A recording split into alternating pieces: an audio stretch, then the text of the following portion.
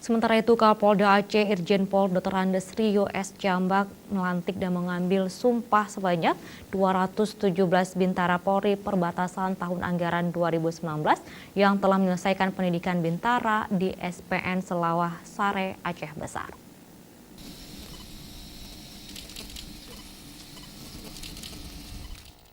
Pelantikan dan pengambilan sumpah Bintara itu berlangsung dalam sebuah upacara Senin pagi di lapangan Tribrata SPN Selawah yang turut dihadiri para pejabat utama dan sejumlah perwira Polda Aceh, Kapolres Banda Aceh, Kapolres Aceh Besar, Kapolres PD, serta ketua dan sejumlah PD Bayangkari Aceh.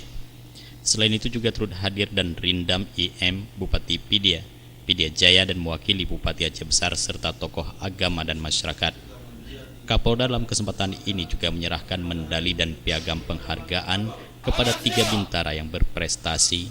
Kapolda saat membacakan amanat tertulis Kapolri Jenderal Polisi Profesor Haji Muhammad Tito Karnavian diantaranya mengatakan upacara penutupan pendidikan pembentukan Bintara Polri ini dilakukan serentak di seluruh SPN yang ada di Indonesia. Total bintara remaja yang dilantik menjadi polisi berpangkat Brigadir 2 di seluruh Indonesia adalah 8.389 orang.